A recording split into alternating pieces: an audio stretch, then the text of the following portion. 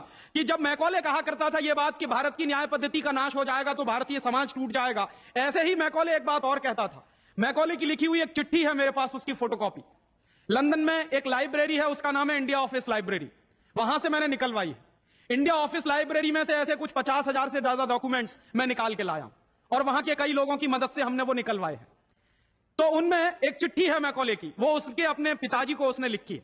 जब वो यहां ऑफिसर बन के आया है तो मैकॉले क्या लिख रहा है कि भारतीय समाज को अगर बर्बाद करना है तो भारतीय न्याय पद्धति बर्बाद करो। तो वो करने के लिए उसने आईपीसी बना दिया, सीआरपीसी बना दिया, सीपीसी बना दिया और बर्बाद हुई।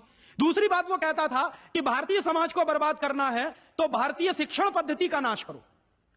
तो मैकॉले कहा करता था कि जो भारतीय शिक्षण पद्धति है, वो खुद मानता था इस बात को, यह दुनिया की सबसे ज्यादा विकसित और सबसे अच्छी पद्धति। क्या होता था, यहां गुरुकुल चलते थे, गुरुकुलों में विद्यार्थी पढ़ते थे और विद्यार्थी 20 साल तक, 25 साल तक ब्रह्मचर्य का पालन करते हुए शिक्षा ग्रहण करते थे, संस्कार मिलते थे और वो संस्कार लेकर समाज में जाते थे।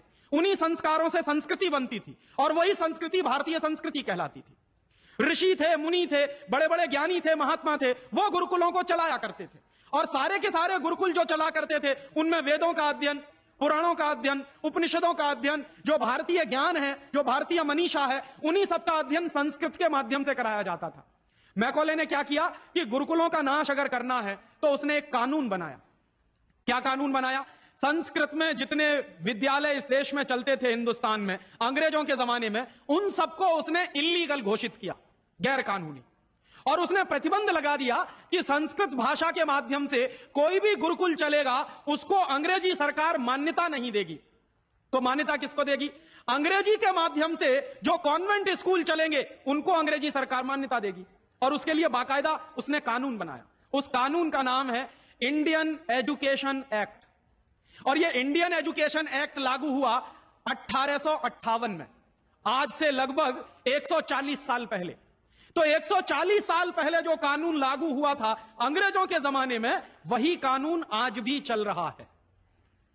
उस कानून के आधार पर मैकॉले ने क्या किया? संस्कृत के माध्यम से चलने वाले गुरुकुलों को बर्बाद कर दिया, कानून बना के उनको बंद करा दिया। जो उनमें अध्यापक होते थे, गुरु होते थे, उनको मार पीट कर अंग्रेजी सरकार जेल में बंद करती थी। जो विद्यार्थी अध्ययन के लिए जाते थे उनको रोक दिया जाता था, उनका अध्ययन ना होने पाए उसके लिए समस्याएं खड़ी की जाती थी। और दूसरी तरफ कॉन्वेंट स्कूल चालू कर दिए और उसमें अंग्रेजी के माध्यम से शिक्षण देना शुरू किया। एक दिन उसने अपने बाप को चिट्ठी लिखी और इस चिट्ठी में उसने ये लिखा कि मैंने हिंदुस्तान में एक ऐसी शिक्षण पद्धति पैदा कर दी है जिसमें अगर हिंदुस्तानी विद्यार्थी पढ़ेंगे तो पढ़कर निकलने के बाद वो शरीर से हिंदुस्तानी होंगे, दिमाग से सब अंग्रेज हो जाएंगे। वो देख रहे हैं, अभी देख रहे हैं। तो शरीर से हिंदुस्तानी और दिमाग से अंग्रेज। तो मैकॉले दूसरी बात लिख रहा है उस चिट्ठी में कि जब वो शरीर से हिंदुस्तानी और दिमाग से अंग्रेज हो जाएंगे तो अंग्रेजों के हिसाब से सारे काम करेंगे। और वो विद्यार्थी जब कॉन्वेंट स्कूल में से निकलेंगे तो सबसे ज्यादा गालियां भारतीय संस्कृति को देंगे, सबसे ज्यादा गालियां अपने मां बाप को देंगे। कैसे? मॉम और डैड कह के। डैड माने होता है मरा हुआ और मम्मी माने होता है शव। इजिप्ट में आप जाइए, मिस्र एक देश है, वहां पे मम्मीज कहा जाता है किसको? मरे हुए आदमी के शव को। तो हमारी मां हो गई मम्मी, मम्मी, और पिताजी हो गए डैड। आया कहां से ये? मैकॉले ने डाल दिया हमारे दिमाग में। और मैं ये कहता हूं कि मैकॉले तो मर गया, उसका बाप भी मर गया, सब मर गए, भगवान उनकी आत्मा को शांति दे, लेकिन उसकी जो आत्मा है वो हम सब में प्रवेश कर गई है। और कैसे प्रवेश कर गई है? मैं आपको यह इतिहास की सच्चाई बता रहा हूं कि जिस जमाने में मैकॉले ने इस देश में सबसे पहला कॉन्वेंट स्कूल खोला था कलकत्ता में, वो कॉन्वेंट स्कूल चला नहीं, बंद हो गया। क्यों बंद हो गया? क्योंकि कोई भी भारतीय मां बाप अपने बच्चे को कॉन्वेंट में पढ़ाने को नहीं भेजता था। अंग्रेजों के जमाने की बात बता रहा हूं। अंग्रेज अपनी पूरी ताकत लगाकर भी इस देश में कॉन्वेंट स्कूल चला नहीं पाए, लेकिन अंग्रेजों के जाने के बाद गांव गांव में, गली गली में कॉन्वेंट स्कूल चल रहे हैं। और ऐसे मम्मी डैडी पैदा हुए हैं इस देश में जो बच्चे का जन्म लेने के पहले रजिस्ट्रेशन करवाए आते हैं कॉन्वेंट स्कूलों। कहते हैं कि अगर रजिस्ट्रेशन नहीं कराया तो एडमिशन नहीं मिलेगा। तो कॉन्वेंट स्कूल में पढ़ाना बहुत जरूरी है बच्चे को।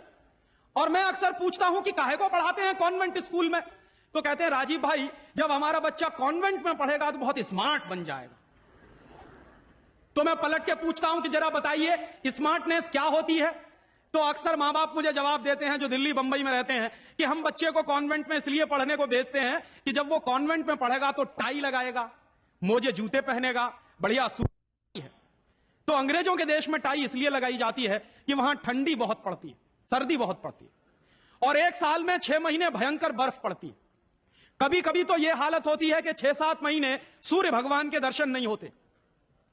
और वहां की जलवायु ऐसी है कि आज अगर सूर्य निकला तो जरूरी नहीं है कि कल भी निकलेगा, परसों भी निकलेगा, नरसों भी निकलेगा। भारत में ऐसा नहीं है, आज अगर निकला है तो कल भी निकलेगा, परसों भी निकलेगा, 3 महीने बाद भी निकलेगा, 1 साल बाद भी निकलेगा, ऐसे ही निकलेगा। इंग्लैंड के लोग ये गारंटी से नहीं कह सकते। तो वहां ठंडी बहुत पड़ती है, सर्दी बहुत पड़ती है। और जिन देशों में सर्दी बहुत पड़ती है, ठंडी बहुत पड़ती है, वहां के लोगों को अक्सर जुकाम बहुत होता है, नाक चलती है। तो जब नाक चलती है तो उस नाक को पोंछने के लिए बार बार जेब से रूमाल निकालना पड़ता। तो उन्होंने क्या किया कि एक रूमाल गले में लटका लो जो नाक पोंछने के काम आएगा। और टाई का माने क्या होता है, अंग्रेजी का शब्द है TIE। टाई का माने होता है गले के चारों तरफ लटकाया गया कोई कपड़ा। किस काम आता है वहां पर, नाक पोंछने के। क्यों करते हैं? क्योंकि ठंडी बहुत पड़ती है, सर्दी बहुत पड़ती है। हमारे देश में तो 1 साल में 9 महीने गर्मी पड़ती है, और यहां गुजरात में तो 12 महीने गर्मी पड़ती है। मैं तो यूपी का रहने वाला हूं, वहां थोड़ी बहुत ठंडी जरूर पड़ती है, यहां तो बिल्कुल नहीं पड़ती। तो वहां तो इसलिए टाई लगाते हैं कि उनको जरूरत है उसकी। हम हमारे बच्चों को क्यों लटका रहे हैं अपने गले में टाई? मर गए अंग्रेज और चला गया मैकॉले, लेकिन उसकी आत्मा का वास हम सब में हो गया।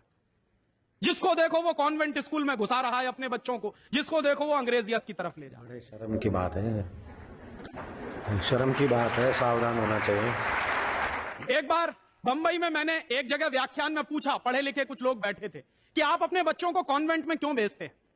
आपको मालूम है कॉन्वेंट का मतलब क्या होता है?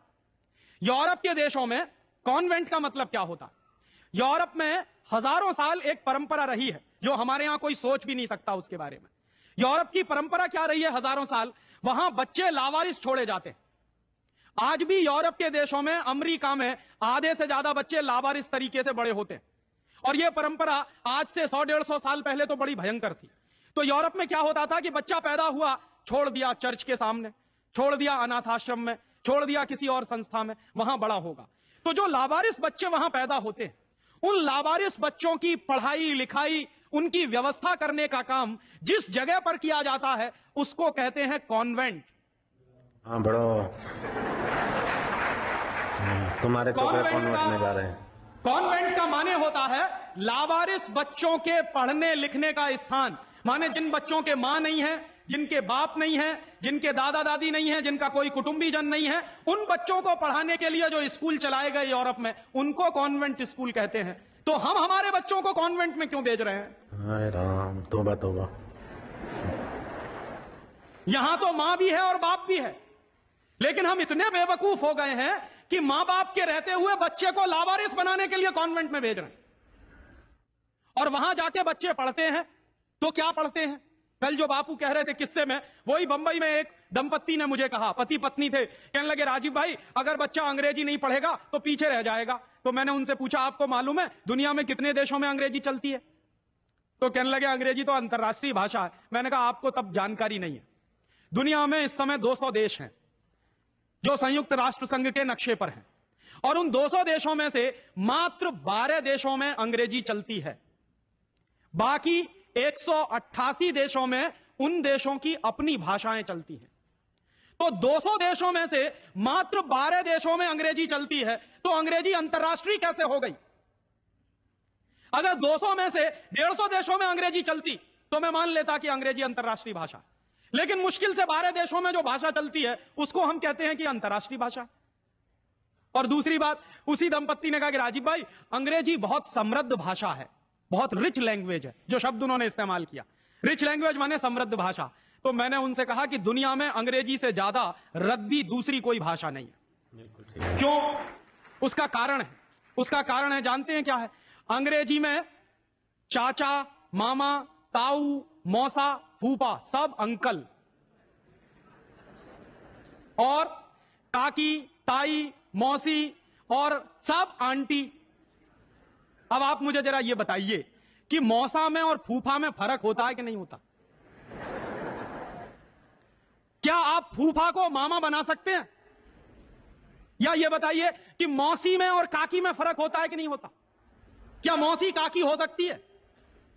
दुनिया की जिस भाषा में रिश्तों को कहने के शब्द ना हो, वो सबसे रद्दी भाषा है। बिल्कुल ठीक। हमारे यहां हिंदुस्तान में जितनी भाषाएं चलती हैं, हर भाषा में परिवार के रिश्तों को कहने के लिए विशेष शब्द हैं। वहां नहीं है। वहां क्या है? सब इन लॉज हैं, चाहे वो लड़की वाले हों चाहे लड़के वाले हों। पता ही नहीं चलता कि ये लड़के वाले इन लॉज हैं कि लड़की वाले इन लॉज। या तो सब अंकल हैं या तो सब आंटी हैं। क्यों है ऐसा? क्योंकि अंग्रेजी भाषा में रिश्तों को कहने के लिए शब्द नहीं है। कारण क्या है? अंग्रेजी भाषा में शब्दों की बहुत कमी है। और अंग्रेजी भाषा में शब्दों की कितनी कमी है? अगर मूल रूप से देखा जाए तो अंग्रेजी भाषा में मात्र 2600 शब्द हैं कुल मिला के। और दुनिया की तमाम भाषाओं से जो उधार लिया है अंग्रेजों ने, फ्रेंच भाषा में से लिए हैं, जर्मन में से लिए हैं, इटालियन में से लिए हैं, लैटिन में से लिए हैं, तो तमाम भाषाओं से जो उधार लिए हुए शब्द हैं वो मिला दिए जाएं तो कुल मिला के बैठते हैं 12,000। अंग्रेजी के मूल शब्द हैं 2600 और बाकी के शब्दों को मिला दें तो कुल बैठते हैं 12,000। अब आप हिसाब लगाइए, अंग्रेजी में कुल मिला के 12,000 शब्द हैं। गुजराती में आपको मालूम है कितने शब्द हैं? गुजराती भाषा में 40,000 से ज्यादा शब्द हैं। अब आप मुझे यह बताइए कि अंग्रेजी बड़ी हुई कि गुजराती? तो काहे को नहीं पढ़ाते अपने बच्चों को गुजराती में? और एक दूसरा उदाहरण दूं कि अंग्रेजी में कुल मिला के 12,000 शब्द हैं और मराठी भाषा है हमारे देश की, उसमें इस समय 48,000 शब्द हैं। अंग्रेजी से 4 गुनी बड़ी है मराठी। और हिंदी का हिसाब लगाऊं तो अंग्रेजी में इस समय 12,000 शब्द हैं, हिंदी में इस समय करीब 72,000 शब्द हैं। और हिंदी से एक कदम आगे चलिए, संस्कृत। तो अंग्रेजी में कुल मिला के 12,000 शब्द हैं, संस्कृत में कुल मिला के 1.5 लाख शब्द हैं। और संस्कृत से एक सीढ़ी और ऊपर चढ़िए, प्राकृत, जिसको हम सब भूल गए। प्राकृत को अगर ध्यान में रखें तो प्राकृत में 2.5 से 3 लाख शब्द हैं। दुनिया की सबसे बड़ी भाषा हमारे पास है, लेकिन हम बेवकूफों को मालूम नहीं है कि हमारे पास क्या है। हम पढ़े लिखे इडियट हैं, अंग्रेजी में कहें तो भाग रहे हैं एक ऐसी भाषा के पीछे जिसमें मात्र 12,000 शब्द हैं और अपनी भाषाएं छोड़ते चले जा रहे हैं। और यह जो भाषा की गुलामी होती है यह बहुत खतरनाक होती है। जो आदमी अपनी भाषा बदल सकता है वो किसी दिन अपनी मां भी बदल सकता। और यह मैं बहुत गंभीर बात कह रहा हूं। आपको कुछ दिन के बाद इस देश में कॉन्वेंट्स में से पढ़कर निकले हुए बच्चे ये कहते मिलेंगे कि वो कहते हैं ना, कॉन्वेंट के बच्चे, उनको तो हर चीज इंपोर्टेड चाहिए। Imported car, imported pen, imported pencil, imported television, imported refrigerator. अभी कुछ दिन के बाद कहेंगे कि अब हमको इंपोर्टेड मम्मी पापा भी चाहिए, क्योंकि आपकी शक्ल उनको अच्छी नहीं लगने वाली। वो तो जो भाषा पढ़ रहे हैं उसके संस्कार ले रहे हैं। तो अंग्रेजी पढ़ रहे हैं तो अंग्रेजी के संस्कार ले रहे हैं, और अंग्रेजी के संस्कार तो अंग्रेजियत के संस्कार है। और अंग्रेजियत के संस्कार में तो मां और बाप की इज्जत करने की बात उनको कभी सिखाई नहीं गई है। वो तो आपको अभी 2 कौड़ी का मान के फेंक देने वाले। और दुर्भाग्य से यही होता है। कॉन्वेंट स्कूल से निकले हुए बच्चे जितनी गाली अपनी मातृभाषा को देते हैं, अपनी संस्कृति को देते हैं, अपने परिवार को देते हैं, उतनी शायद कोई नहीं देता। तो मैकॉले जो कहा करता था वो बात आज हमको दिखाई देती है कि कॉन्वेंट में पढ़कर निकलेंगे बच्चे तो ये शरीर से हिंदुस्तानी होंगे, दिमाग से अंग्रेज होंगे। और इसी के संबंध में एक आखिरी बात उसने और कही थी कि ये जो भाषा की गुलामी होती है ये आदमी के स्वतंत्र चिंतन को रोक देती है। अगर आपको मौलिक चिंतन करना है, अगर आपको स्वस्थ चिंतन करना है और ऐसा चिंतन करना है जिसमें से कुछ नई रचना हो, तो वो आप अपनी मातृभाषा में ही कर सकते हैं। दुनिया में मातृभाषा में पढ़कर बड़े बड़े वैज्ञानिक पैदा हुए हैं, हम लोग अक्सर मैं लोगों को कहता हूं कि जो लोग कॉन्वेंट के पीछे पागल हैं, उनको मैं अभी ताजा ताजा उदाहरण देता हूं। हिंदुस्तान में एक वैज्ञानिक है, उसका नाम है डॉक्टर एपीजे कलाम। डॉक्टर एपीजे कलाम को इस साल भारत रत्न मिला है और डॉक्टर एपीजे कलाम हिंदुस्तान के जिंदा रहने वाले वैज्ञानिकों में इस समय सबसे ऊपर के व्यक्ति हैं। आपको मालूम है डॉक्टर कलाम की पूरी शिक्षा तमिल में हुई है, अंग्रेजी उन्होंने पढ़ी नहीं है। बहुत वर्षों के बाद उन्होंने थोड़ी अंग्रेजी पढ़ी है काम चलाने के लिए। बचपन से उनकी पूरी शिक्षा उनकी मातृभाषा में हुई है। वो तमिल अच्छी जानते हैं, मलयालम अच्छी जानते हैं और हिंदुस्तान में आज वो सबसे ऊंची श्रेणी के वैज्ञानिक हैं जिनको भारत रत्न मिला। दुनिया के ऐसे तमाम वैज्ञानिकों के मैं उदाहरण दे सकता हूं। आइंस्टाइन, अल्बर्ट आइंस्टाइन सारा का सारा काम अपनी मातृभाषा में करता था, जर्मन में, और इसलिए इतना बड़ा बना। फ्रांस में एक वैज्ञानिक था मैक्स प्लैंक, जिसकी थ्योरीज हमारे जैसे इंजीनियर्स को पढ़ाई जाती थी जब हम पढ़ते थे। मैक्स प्लैंक की पूरी शिक्षा फ्रेंच भाषा में हुई थी। तो हम लोग जो अपने मन में गलतफहमी पाल कर बैठे हैं कि हमारे बच्चे अगर अंग्रेजी में नहीं पढ़ेंगे तो उनका विकास नहीं होगा, मैं आपको इसके उल्टी बात कह रहा हूं कि अगर आपके बच्चे अंग्रेजी में पढ़े तब उनका विकास नहीं होने वाला, वो गधे बन जाएंगे, विनाश होगा। हम लोग क्या कर रहे हैं, अपने बच्चों को कॉन्वेंट में भेज भेज कर गधा बना रहे हैं। गधा जानते हैं क्या होता है? गधे के ऊपर बोझा लादते चले जाइए, लादते चले जाइए, लादते चले जाइए, बेचारा चुपचाप चलता चला जाता है, चलता चला जाता है। आजकल बच्चों के कंधे पर जो बस्ते हमने लाद दिए हैं, जरा उनका वजन तो कर लीजिए। जो बच्चे का वजन है उससे ज्यादा बस्ते का वजन है। अभी से आप अपने बच्चे को स्पॉन्डिलाइटिस का मरीज बना रहे हैं। जितना वजन उसका कंधा ढो नहीं सकता, उससे ज्यादा वजन उसके कंधे पे लटका हुआ, और बेचारा वो बस्ता लेके जाता है, लौट के आता है। जब लौट के आता है तो घंटों घंटों का होमवर्क उसको दे दिया जाता है। आप क्या करते हैं, अपनी मगजमारी कम करने के लिए उसका एक ट्यूटर रख देते हैं। ट्यूटर क्या करता है कि स्कूल का होमवर्क मिला, ट्यूटर ने अपना होमवर्क दे दिया। बच्चे का खेलना कूदना बंद, और बच्चा अगर खेलेगा नहीं, कूदेगा नहीं, तो उसका विकास कैसे होने वाला? तो या तो आपने फंसा दिया बेचारा होमवर्क। मैं अच्छे अच्छे घरों में जाता हूं, सबके बच्चे क्या कर रहे हैं, होमवर्क कर रहे हैं, सवेरे से शाम तक होमवर्क चल रहा है, कभी खत्म होने में ही नहीं आता। भला हो ऐसे स्कूलों का। और उस होमवर्क में से बना क्या रहे हैं और वो होमवर्क कर क्या रहे हैं? मैं आपको मेरी आप बीती सुनाता हूं, किसी दूसरे की नहीं। मैं भी बचपन में अंग्रेजी में मैं पढ़ा, और मैं सबसे ज्यादा गालियां मेरे मां बाप को देता हूं। इसके लिए मेरे पिताजी ने, वो एक बड़े ऑफिसर हैं, ये करने के लिए कि बेटा अंग्रेजी में पढ़ना चाहिए तो बड़ा बनेगा, तो मुझको भी पढ़ा दिया। अब अंग्रेजी माध्यम की जो पढ़ाई है, अंग्रेजियत की जो पढ़ाई है, वो क्या है? मैं आपको एक सॉलिड एग्जांपल दूं। मुझको गणित पढ़ाया जाता था। गणित में क्या पढ़ाते थे, एक फॉर्मूला था जो मुझको रटवाते थे क्लास 9th में जब मैं पढ़ता था। क्या फॉर्मूला था? x + y whole square is equal to x² + 2xy + y², x - y whole square is equal to x² - 2xy + y²। और अक्सर इसमें गड़बड़ी होती थी, प्लस का माइनस होता था, माइनस का प्लस होता था। तो क्या होता था, मेरी पिटाई होती थी, क्लास में पिटाई होती थी। और मेरे जो अध्यापक थे तो मुझको खूब चिढ़ाते थे और मुझको खूब उल्टा सीधा कहते थे। एक दिन मैंने ये तय किया कि सब छोड़ छाड़ के ये 2 फॉर्मूले रटूंगा। तो रटने के लिए मैं बैठ गया, सब काम एक बाजू में। अब ये x + y और x - y में मैं घुस गया। लिख लिख के मैंने किलो किलो कॉपियां बर्बाद कर दी, किलो किलो कागज बर्बाद कर दिया, पता नहीं कितने बॉल पेन बर्बाद हुए होंगे। और 3-4 महीने की उस भयंकर मेहनत के बाद मुझको कुछ फॉर्मूले याद हो गए। अब वो फॉर्मूले मैं सीख के आया। दुर्भाग्य से मैं बताऊं कि 3-4 महीने के सैकड़ों घंटे बर्बाद करके, अपना खून सुखा के, मार खा के, बेइज्जती बर्दाश्त करके मैंने जो फॉर्मूले पढ़े, वो मेरे जीवन में आज तक कभी काम में नहीं आए। और दूसरे बाजू में मेरी मां ने, जो बहुत पढ़ी लिखी नहीं है, मुझको एक फॉर्मूला सिखाया। क्या सिखाया? एक पहाड़ा सिखाया। आधा, सवाया, 1.5 गुना, 2.5 गुना, 3 गुना, 3.5 गुना, ये मुझे सिखाया। और वो मेरे जीवन में रोज काम आता है। लेकिन कहा क्या जाता है कि मेरी मां तो पढ़ी लिखी नहीं है, पीएचडी नहीं किया उसने।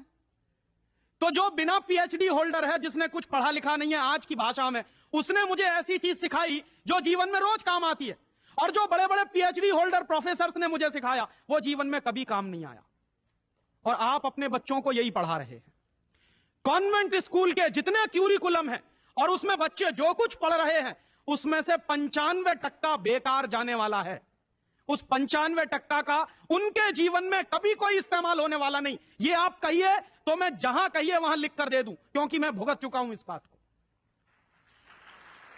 और वो जो 95% आप पढ़ा रहे हैं, आपके बच्चे के अगर काम नहीं आने वाला है, तो उसके लिए आप लाखों रुपए बर्बाद कर रहे हैं, करोड़ों घंटे बर्बाद कर रहे हैं। उस बच्चे का मन मस्तिष्क आपने दबा दिया है होमवर्क के नीचे, झूठी शान और प्रतिष्ठा में। आप अपने बच्चों को गधा नहीं बना रहे हैं तो क्या बना रहे हैं?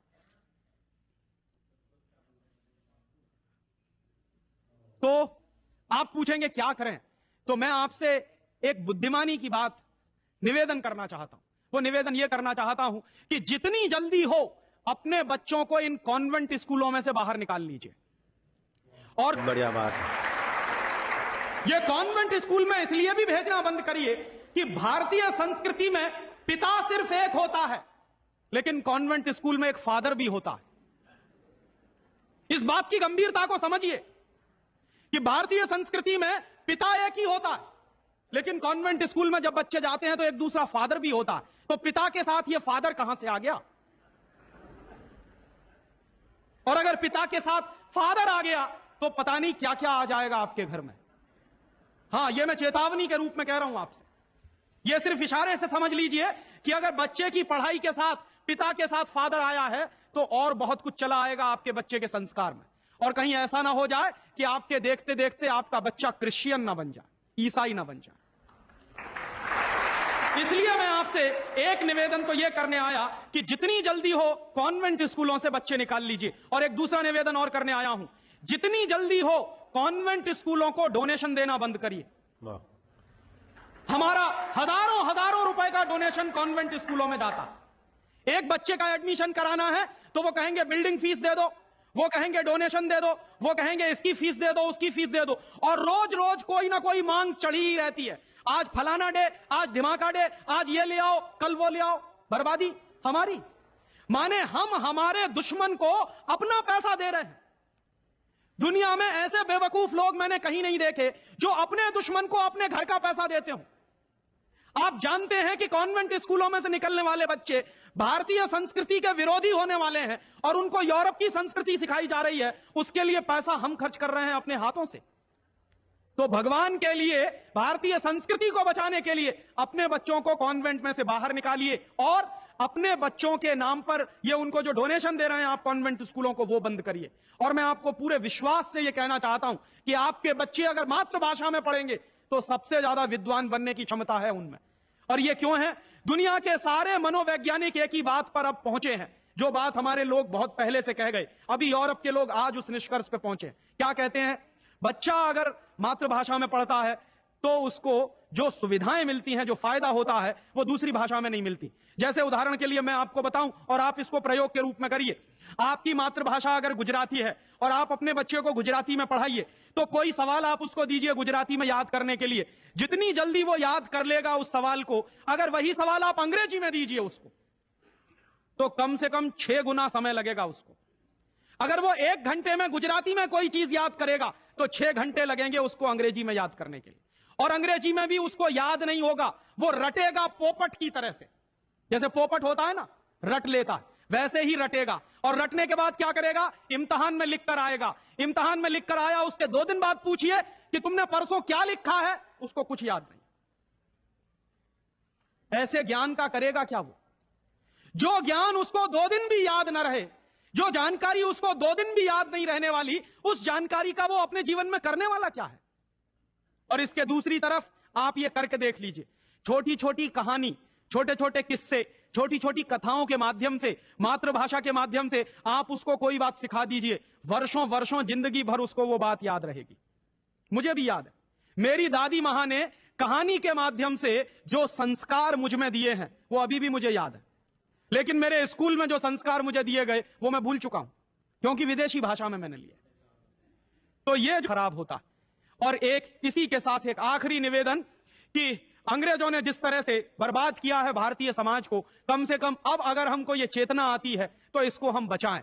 मुझे लगता है कि सबसे बड़ा काम और सबसे पहला काम कॉन्वेंट स्कूलों के बंद कराने का, और वो हम सब मिलकर ही कर सकते हैं, अकेला कोई नहीं करेगा। अगर हम सब कॉन्वेंट स्कूलों का बहिष्कार करने का संकल्प ले लें तो फिर से नए गुरुकुल खड़े हो सकते हैं। जो दान आप कॉन्वेंट स्कूलों को देते हैं, वो दान अगर गुरुकुलों को मिलना शुरू हो जाए तो गुरुकुल चलने भी शुरू हो जाएंगे, उनको प्रतिष्ठा भी मिल जाएगी, उनको सम्मान भी मिल जाएगा। अगर हमारी गलती से बर्बादी आई है तो वो गलती आज हम सुधार लें। और ऐसे ही एक दूसरी आखिरी बात कि अंग्रेजियत हमारे मन में बहुत गहरे घुस गई है, और ये अंग्रेजियत जो होती है बहुत खराब होती है। कई बार मैं कहता हूं कि अंग्रेजी भाषा से ज्यादा खतरनाक है अंग्रेजियत। महात्मा गांधी अक्सर ये कहा करते थे कि अंग्रेज चाहें तो रहें, लेकिन अंग्रेजियत जानी चाहिए। ये अंग्रेजियत क्या है? हमारे सबके घरों में, सबके मन में एक तरह का लालच बैठ गया है। हर एक आदमी को इस देश में इंपोर्टेड माल चाहिए, विदेशी कंपनी का माल। किसी भी साधारण से साधारण बच्चे को कहो कि देखो मेरे पास इंपोर्टेड पेन है, तुरंत हाथ फैला देगा, लाओ दे दो। वो बच्चा चाहे जितना पढ़ा लिखा हो, माने इंपोर्टेड के नाम पर भीख मांगने में भी शर्म नहीं आती। उसी बच्चे को आप कहिए कि भगवान का प्रसाद है तो हाथ पीछे खींच लेगा, इंपोर्टेड पेन है तो तुरंत हाथ फैला देगा। गुलामी इतने गहरे बैठ गई।